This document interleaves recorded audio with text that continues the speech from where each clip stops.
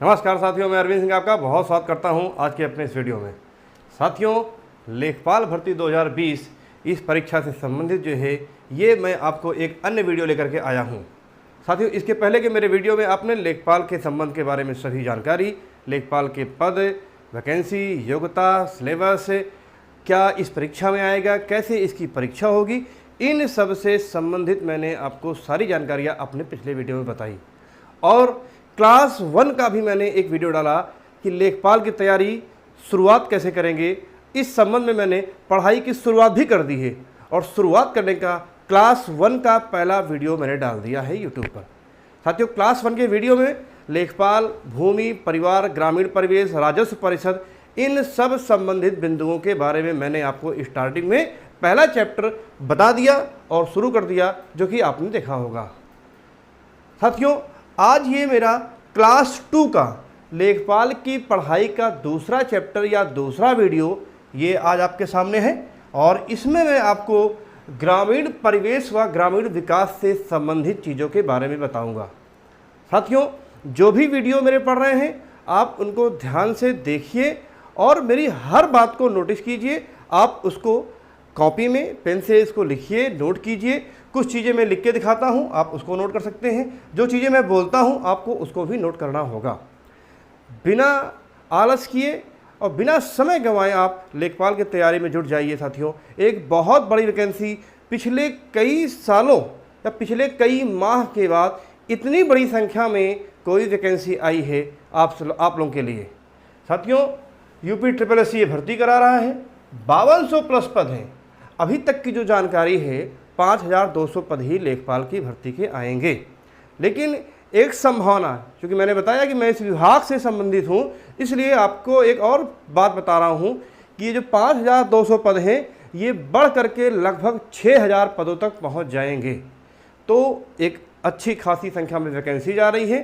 तो आपको बहुत ही मेहनत से तैयारी करनी है और बिल्कुल सटीक और सीधी तैयारी करनी है, बिना हड़बड़ाए, बिना अपना धैर्य खोए, बिना भ्रामक प्रचार, बिना दुनिया भर की चीज़ों को देखे, सीधी चीज़ को पढ़ना है आपको। सिलेबस सबसे पहले पढ़ाई का तरीका होता है। जिस परीक्षा की आप तैयारी कर रहे हैं उसकी परीक्षा कैसे होगी, परीक्षा में क्या आएगा, सिलेबस, ये 3 महत्वपूर्ण जानकारियाँ। सिलेबस के बारे में मैंने आपको बताया कि एक लिखित परीक्षा 100 नंबरों की, 25-25 नंबर की 4 भाग, और उन जो ये आपके 100 नंबर की परीक्षा है, ये चारों भाग हैं, मैंने आपको बताया कि इन चारों भाग में गणित के भाग को छोड़ करके शेष बाकी तीनों भाग के वीडियो आप मेरी तरफ से, मेरे द्वारा पढ़ाए गए वीडियो आप यूट्यूब पर पाएंगे। 25 नंबर की सामान्य हिंदी, उसके भी वीडियो में डालूंगा। आप मेरे अगर YouTube चैनल पे गए हों तो हिंदी से संबंधित बहुत सारे वीडियो ऑलरेडी पड़े हुए हैं कि संज्ञा क्या है, सर्वनाम क्या है, क्रिया, विशेषण, ये सब जो चीज़ें हैं, समास वगैरह के बारे में मैंने वीडियो डाले हैं, आप देख सकते हैं। सामान्य हिंदी का 25 भाग, मैं स्पेशली लेखपाल के लिए भी उन सब चीज़ों को दोबारा रिपीट करूँगा और दोबारा वीडियो डालूँगा हिंदी के। अगला आता है 25 नंबर का सामान्य ज्ञान। तो सामान्य ज्ञान से संबंधित वीडियो भी YouTube पर मेरे द्वारा पढ़ाए गए हैं, YouTube पर वीडियो पड़े हैं, आप उनको भी देखिए। और स्पेशल लेखपाल के वीडियो भी मैं जीके के संबंधित डालूंगा। चौथा भाग जो आता है इसका ग्रामीण विकास एवं ग्रामीण परिवेश और राजस्व परिषद, राजस्व विभाग से संबंधित, राजस्व से संबंधित कुछ जानकारियाँ। उस चौथे विभाग के बारे में मैं आपको उसके भी जितने भी पॉइंट हैं, जितने भी बिंदु हैं, मैं आपको उसके वीडियो डालूंगा। और अगर आपने क्लास 1 के वीडियो में देखा हो तो मैंने आपको बता दिया है कि शुरुआत कहाँ से करनी है। शुरुआत कहाँ से करनी है ये एक अहम बिंदु होता है कि आपको पढ़ना क्या क्या चीज़ है और किस क्रम में पढ़ना है। ऐसा नहीं कि आप सबसे लास्ट की चीज़ सबसे शुरू में पढ़ लीजिए और सबसे शुरुआत की चीज़ सबसे अंत में पढ़िए, तो ये गलत हो जाएगा। एक क्रमबद्ध तरीके से 90 से 100 दिन का टाइम, तो ऑपरेशन लेखपाल आप शुरू हो जाइए और आप सीधे हम बिना देर किए आते हैं अपने क्लास 2 के आज के वीडियो में। और ये क्लास 2 का वीडियो जो ये सिलेबस के 4 भाग हैं, उस चौथे भाग, अगर आप पहले भाग की बात करें गणित, तो गणित की बहुत सारी आपने क्लासेज की होंगी। गणित आप हाई स्कूल से लेकर के अब तक पढ़ते आए होंगे। यहाँ जो गणित आएगी इस पेपर में वो 6, 7, 8 हाई स्कूल स्तर, माध्यमिक शिक्षा जो इसकी होती है हाई स्कूल स्तर की, वहाँ की बेसिक गणित, लाभ हानि आपका है, प्रतिशतता है आपका है, संख्या पद्धति है, काम समय चाल समय है, समय दूरी एवं चाल, जो भी इस तरह के, चूँकि मैं मैथ का टीचर नहीं हूँ, मैं आपको बहुत सारे चैप्टर नहीं बता सकता, तो लेकिन जो बेसिक मैथ है वहीं से क्वेश्चन आपके आएंगे। हिंदी के बारे में अगर बात की जाए तो शब्द, विलोम, वाक्यांश, मुहावरे एवं कहावतें जो है, आपका रस है, उसमें समास है, उसमें जो है वाक्यों की अशुद्धि है, वर्तनी है, ये सब जो बेसिक हिंदी है ये मैं आपको बताऊंगा, स्पेशल मैं इसमें वीडियो डालूंगा।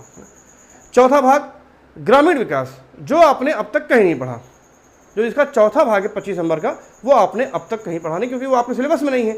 तो इसीलिए आज क्लास 2 में, क्लास 1 में मैंने थोड़ी बहुत जानकारी आपको दी है, आप मेरे वीडियो को देखेंगे या आपने देखा होगा जो है। आज हम क्लास 2 पे आते हैं और चैप्टर ये आपका है ग्रामीण परिवेश एवं ग्रामीण विकास। अब इस चौथे भाग में पढ़ना क्या है आपको, ग्रामीण विकास में, ग्राम समाज में, ग्रामीण परिवेश में पढ़ना क्या है, तो ये देखिए आपको स्पेशली विशेष रूप से ये 10 चैप्टर आपके सामने हैं, बोर्ड पे आपको दिखाई पड़ रहे हैं। मैं हर एक चैप्टर का नाम, हर एक चीज़ आपको बोल करके भी बताता हूँ। यदि आपको लिखावट में या देखने में कहीं पे दिक्कत होती हो तो मैं इसीलिए बोलता हूँ, आप उसको नोट कर सकते हैं। ग्रामीण परिवेश एवं ग्रामीण विकास, ये देखिए इसके 10 चैप्टर हैं। अब बात की जाए पहला चैप्टर जो आपको पढ़ना है, इसके अंतर्गत सिलेबस बिल्कुल स्टार्ट से आप ध्यान से देखिए इसको। पहला चैप्टर आपका है भूमि संबंधी जानकारी, आपको इसमें पढ़नी है। अब भूमि संबंधी जानकारी के अंतर्गत जमीन की श्रेणियाँ, नाप की इकाई, जमीन का क्षेत्रफल, जरीब, ये सब चीज़ें आदि आपको भूमि संबंधी जानकारी के बारे में आपको बताऊंगा।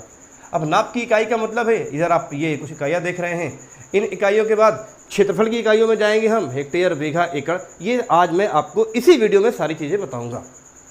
दूसरा चैप्टर देखिए आप कृषि, चूँकि लेखपाल भारतीय ग्रामीण क्षेत्र का, प्रदेश उत्तर प्रदेश के ग्रामीण क्षेत्र का कर्मचारी है, तो आपको इन सब चीज़ों के बारे में जानकारी जानना जरूरी है, कृषि।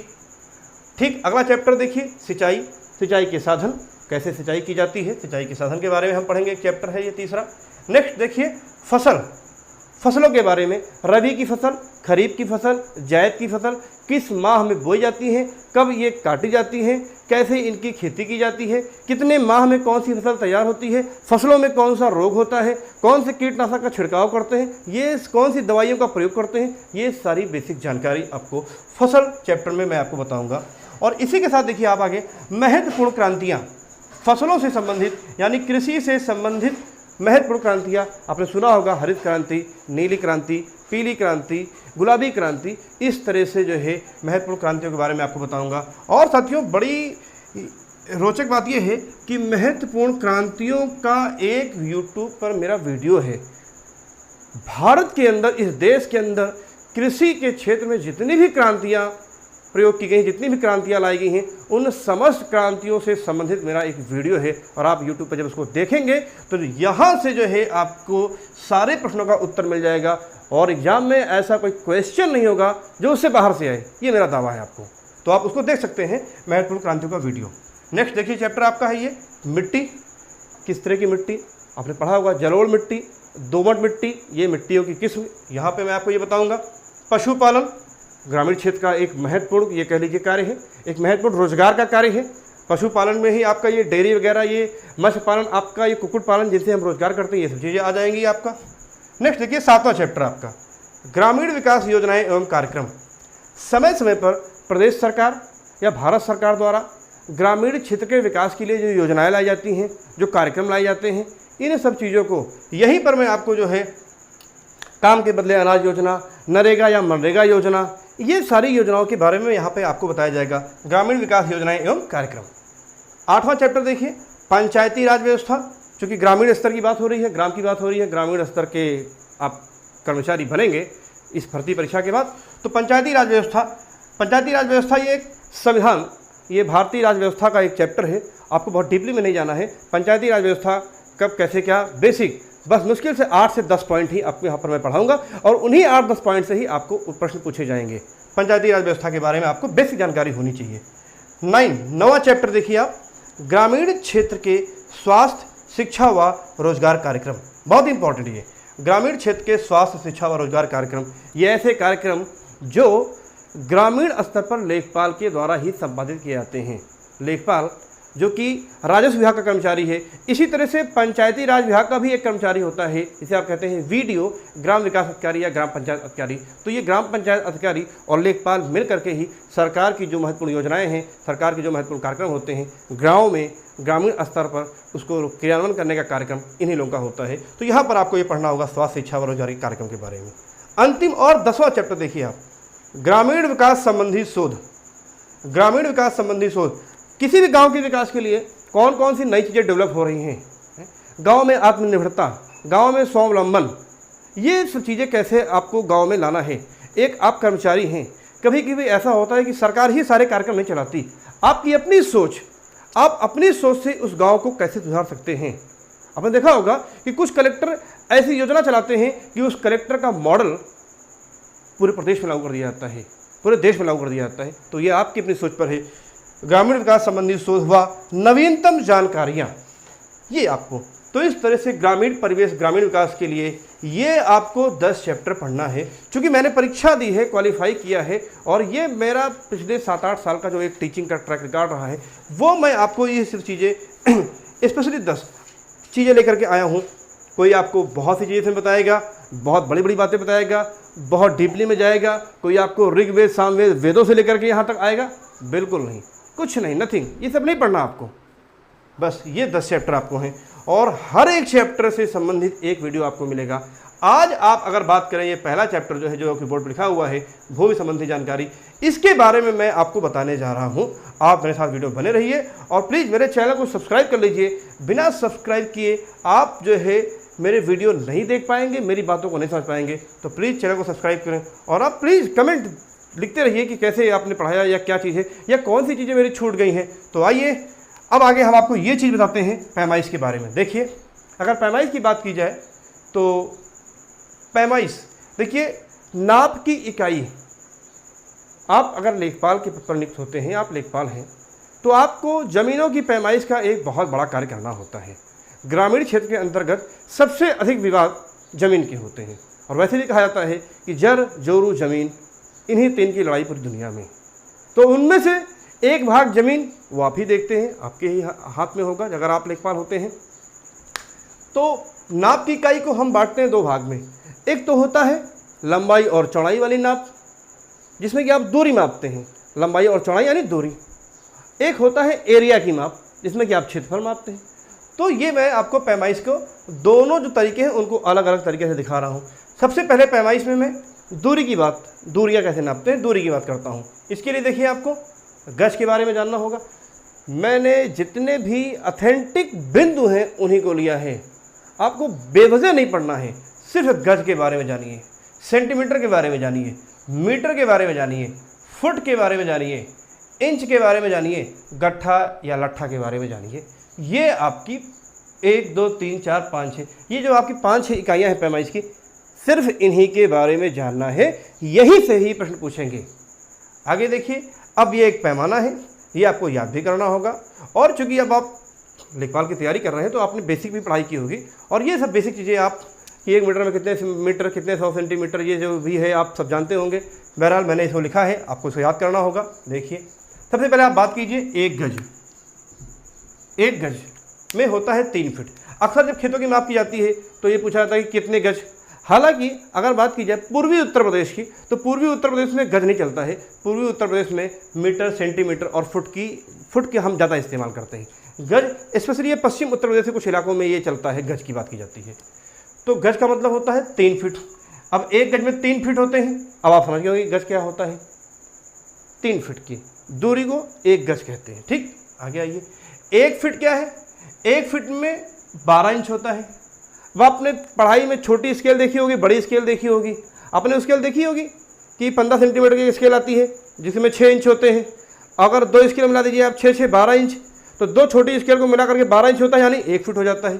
तो ये 1 फीट में 12 इंच होता है। ठीक, 1 मीटर में 100 सेंटीमीटर होते हैं, ये आप जानते हो। ठीक है, फिर अब देखिए आप जो है, अगर बात की जाए आगे हम देखते हैं 1 मीटर, तो 1 मीटर में होता है 3.3 फीट। 1 मीटर में 100 सेंटीमीटर होते हैं, ये आपको पता है। 1 मीटर में 3.3 फीट। हालांकि यह शुद्ध रूप से अगर बात की जाए तो 3.28 फीट होता है। 3.28 फीट। लेकिन व्यवहारिकता में इसका जब प्रयोग करते हैं हम तो 3.3 फीट, ये देखिए 1 मीटर में 3.3 फीट है, ये आपको याद करना होगा। ठीक है, आगे देखिए 1 मीटर में कितने गज होते हैं, तो 1 मीटर में 1.09 गज, 1 मीटर में 1.09 गज होते हैं। आगे बढ़ते हैं, एक लट्ठा, आपने लट्ठा और गट्ठा सुना होगा अक्सर गांव में, जो अगर आप बात करें पुराने आदमियों से, बुजुर्गों से, तो लाठा में नापत रहे हम खेत, एक लाठा में इतना मीटर, तो वही लट्ठा गट्ठा, एक लट्ठे में कितने 2 मीटर। तो लट्ठा जो होता है यह एक बांस का टुकड़ा लंबा होता है 2 मीटर का, और इसके दोनों किनारे पर लोहे के छल्ले लगे हुए होते थे। हालांकि इसका प्रयोग अब आज के दौर में ख़त्म हो गया है, लेकिन चूंकि आपको एग्जाम में अगर पूछा गया तो आपको जवाब देना होगा, तो इसीलिए एक लट्ठा यानी एक गट्ठा कितने का, तो 2 मीटर का एक लट्ठा होता था। ठीक है ना, आगे आइए, मोस्ट इंपॉर्टेंट ये देखिए आप, ये चीज़ जरीब। जरीब ऐसा यंत्र जिससे ज़मीन की पैमाइश की जाती है। हम ज़मीन को नापते हैं, लंबाई चौड़ाई उसको हम नापते हैं, और नाप करके हम ज़मीन का एरिया निकालते हैं कि किसी आदमी के पास कितनी ज़मीन है। तो ये जरीब देखिए। अब आप सबसे पहले जरीब के बारे में जान लीजिए। जरीब लोहे की एक कड़ी होती है, सकड़ी आप कह लीजिए, लोहे की एक सकड़ी होती है लंबी सी, 20 मीटर की लोहे की एक सकड़ी, एक लंबी जो है कड़ी होती है, इसमें 100 कड़ियाँ होती हैं, 20 मीटर की होती है जरीब। ठीक है, मतलब अगर आप बात करें, जैसे आप, हालांकि आजकल अगर आप देखेंगे तो लोग पैमाइश में फीते का प्रयोग करते हैं, किसी भी अच्छी कंपनी के फीते का प्रयोग करते हैं और मीटर में पैमाइश करते हैं। लेकिन जब शुद्ध पैमाइश की बात की जाए, जब आप हद बरारी, अगर आप जब लेखपाल की नौकरी में आएंगे तो आपको मालूम होगा कि खेतों की हद बरारी की जाती है। तो जब कभी शुद्ध माप की बात की जाएगी तो उसमें आपको जो है जरीब का प्रयोग करना होता है। जरीब ये लोहे की कड़ियाँ होती हैं, इसमें 100 कड़ियाँ होती हैं, एक तरह से एक लोहे की लंबी सी सकड़ी होती है, छल्लों से जुड़ी होती है। ठीक, ये तो, और जरीब होती कितने टाइप की हैं, तो देखिए आप, जरीब 3 प्रकार की होती हैं। जरीब का मतलब नंबर 1 शाहजहानी जरीब, नंबर 2 गंटरी जरीब, और नंबर 3 मीट्रिक, यानी इसे बोलते हैं मीटरी भी बोलते हैं, मीटरी जरीब। तो जरीब पैमाइश का एक साधन जो कि 20 मीटर का होता है, 100 कड़ियों का होता है, और ये कड़ियाँ आपस में छल्लों से जुड़ी होती हैं। जरीब 3 प्रकार की होती है, शाहजहानी जरीब, गंटरी जरीब और मीट्रिक जरीब।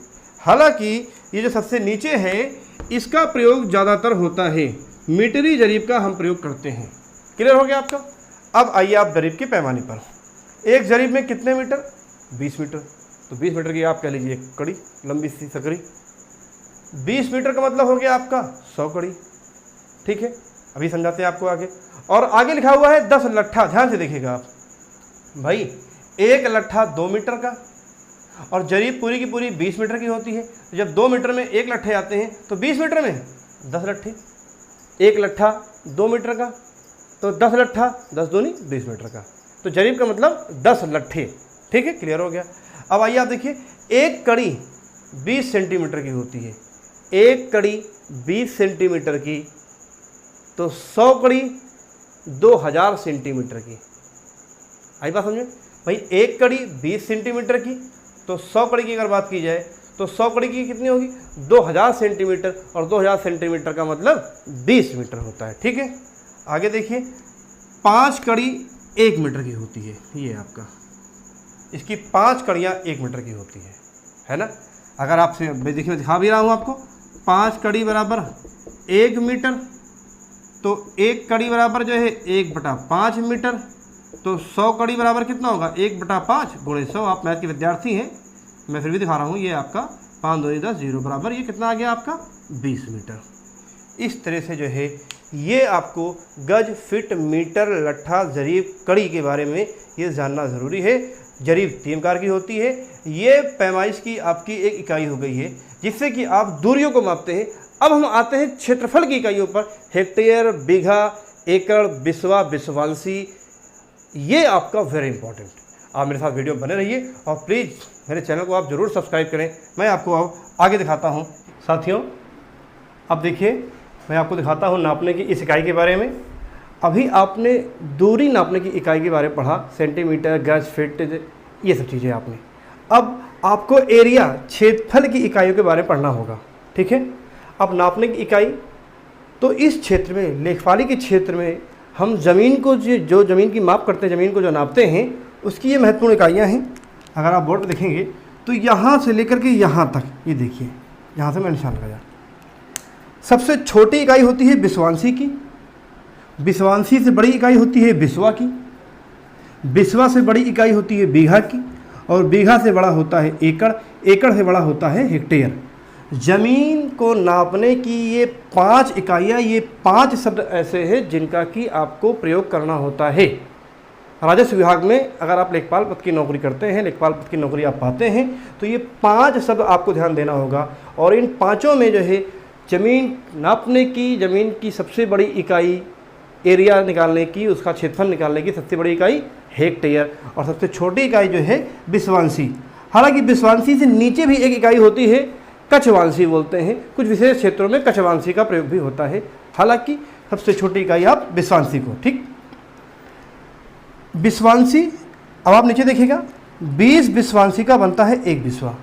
बिस्वा तो आपने सुना होगा कि इतना बिस्वा ज़मीन है, 4 बिस्वा, 2 बिस्वा, 5 बिस्वा, 4 बीघे, 6 बीघे, 8 बीघे, 10 बीघे, ये आप सुनते आते हैं कि आपके व्यवहारिक प्रयोग में आता है। तो उस बिस्वा से भी छोटा, अब जैसे मान लीजिए 1 बिस्वे का प्लाट है, उस 1 बिस्वे के प्लाट के आप 20 खंड कर दीजिए, उस 1 बिस्वा जो आपका प्लाट है उसके 20 टुकड़े कर दीजिए, एक टुकड़ा होगा 1 बिस्वांशी।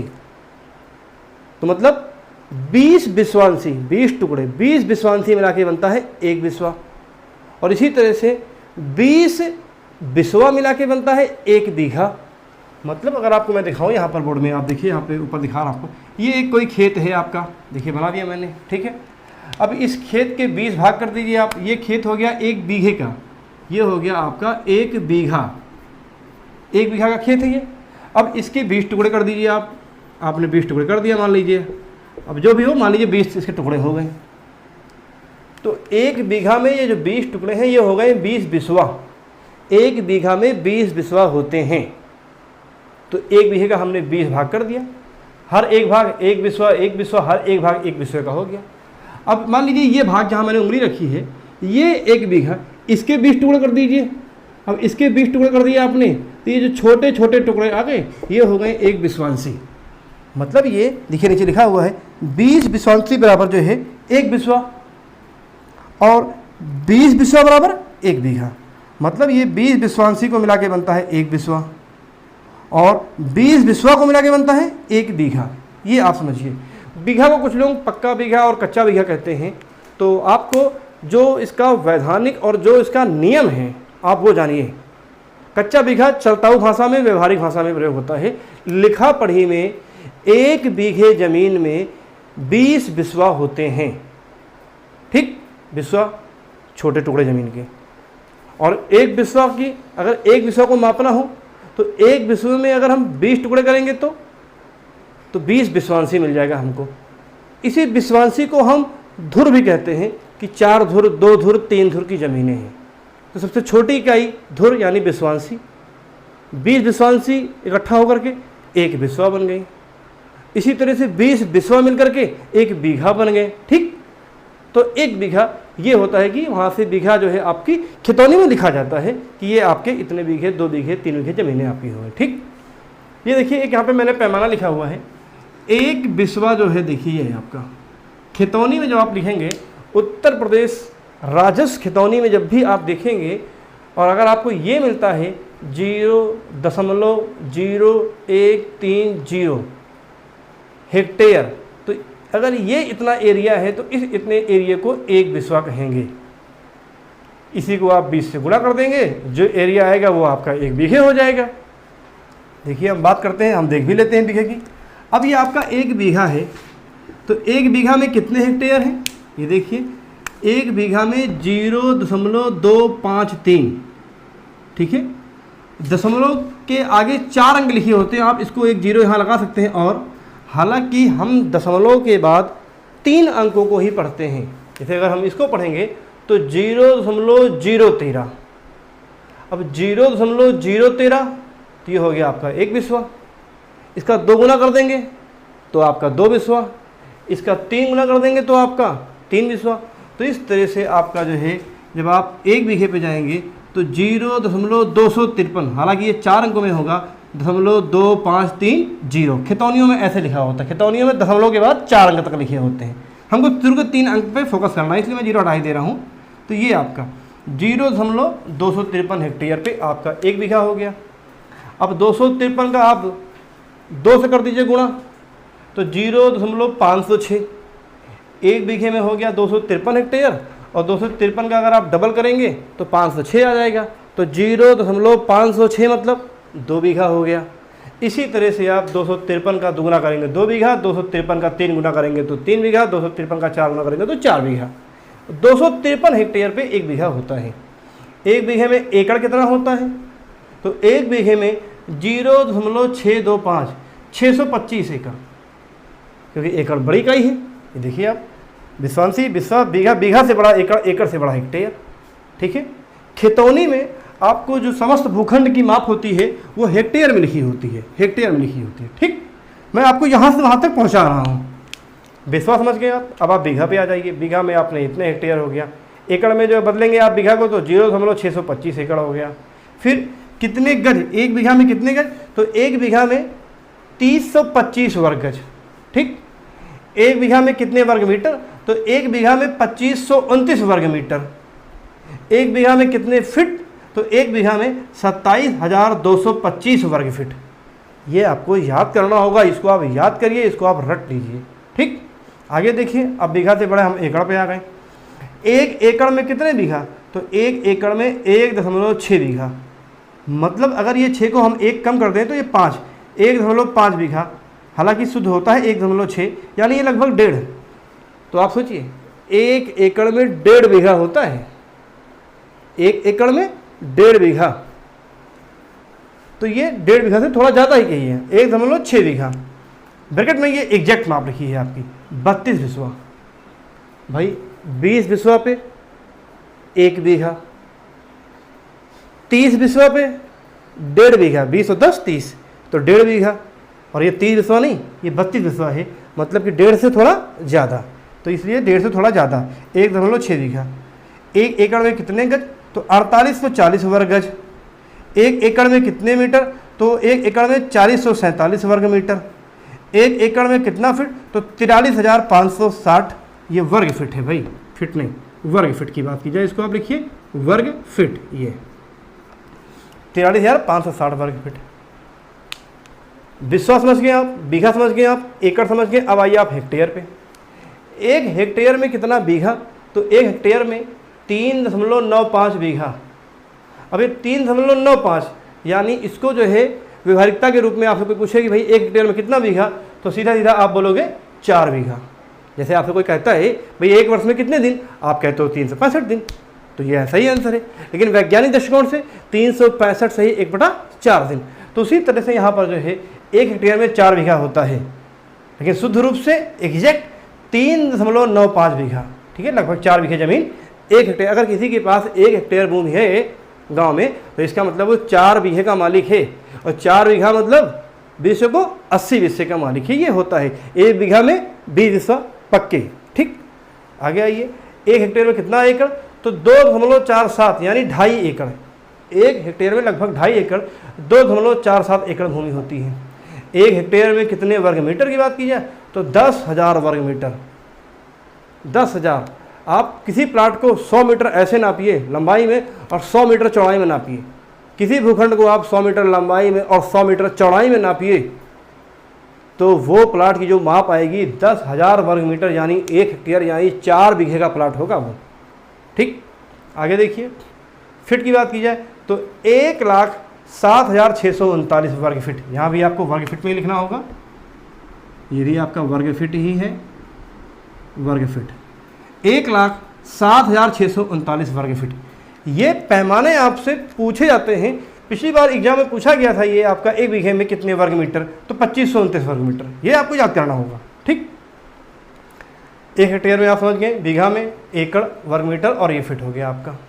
ये हेक्टेयर की जो है, मैंने यहाँ पर ये जो 10,000 वर्ग मीटर ये आया कैसे है? दरअसल हेक्टेयर से छोटी एक माप होती है एयर, हेक्टेयर से छोटी, लेकिन राजस्व में लिखा पढ़ी में एयर का कोई पैमाना नहीं है, राजस्व में लिखा पढ़ी में एयर की बात नहीं की जाती। मैथमेटिकल आप देखिए इसको अगर, तो ये देखिए आपका एक एयर होता है 100 वर्ग मीटर, एक एयर में होता है 100 वर्ग मीटर। मतलब कि कोई प्लाट हो, आप फीता उठाइए 10 मीटर लंबा और 10 मीटर चौड़ा। किसी चौकोर भूखंड की लंबाई और चौड़ाई 10-10 मीटर है, 10 मीटर लंबाई है 10 मीटर चौड़ाई है, तो 10 दहम्मा आपने गुणा कर लिया भाई, लंबाई गुणा चौड़ाई निकाल के आप एरिया निकालते हैं, तो 10 दहम्मा 100 वर्ग मीटर। तो 100 वर्ग मीटर का मतलब कितना हो गया आपका, एक एयर हो गया। इसी तरह से 100 एयर मिला करके, 100 एयर बराबर 1 हेक्टेयर, 100 एयर मिला करके 1 हेक्टेयर होता है। तो इसीलिए 1 हेक्टेयर का मतलब अगर 100 एयर है तो 100 और 100 गुणे ये आपका आ गया 10,000 वर्ग मीटर। तो ये आपके हो गई, ये आपकी मोटी मोटी चीज़ें। एक ही और जान लीजिए, जब भी हम कभी शहर में प्लॉट खरीदते हैं तो 20 बाई 40 का या 50 बाई 60 का अक्सर हम फुट में प्लॉट खरीदते हैं। इसीलिए मैंने यहाँ पे लिख भी दिया है, एक बिस्वा में होता है 1361 वर्ग फीट। आप जानिए, अगर हम मान लीजिए कहते हैं कि आपका कोई प्लाट 25 बाई 50 का है, 25 बाई 50 का आपने प्लाट लिया, 25 मान लीजिए आपने फ्रंट ले लिया। अक्सर लोगों को कहते हैं कि भाई मेरा सड़क पे 25 फीट है और गहराई हमारी 50 है, तो 25 और 50 को आपने गुणा कर दिया। जब आपने 25 और 50 को गुणा किया तो यह आ गया 1250 वर्ग फीट। 1250 वर्ग फीट यह भूखंड, यह ज़मीन एक बिस्वा भी नहीं है, क्योंकि एक बिस्वा होती है 1361 वर्ग फीट। ये ध्यान दीजिएगा, एक बिस्वा में कितना, 1300, सबसे छोटी इकाई भूखंड हम बिस्वा में ज़मीन माप के लेते हैं, 1361 वर्ग फीट, ये एक बिस्वा हो गया। तो इस तरह से आप उस प्लाट को बिस्वा में बदल के देख सकते हो। और एक बिस्वा में कितने वर्ग मीटर, तो एक बिस्वा में 125 वर्ग मीटर, 1361 वर्ग फीट और 125 वर्ग मीटर। तो ये ज़मीन की आपकी कुछ इकाइयाँ थी, मैंने आपको दिखाया, बिस्वांशी, बिस्वा, बीघा, एकड़, हेक्टेयर, 1 बीघा, एकड़, हेक्टेयर, ये बिस्वा, और ये 20 बिस्वांशी बराबर 1 बिस्वा, और 20 बिस्वा बराबर 1 पक्का बीघा, और पक्के बीघे की ही बात की जाती है।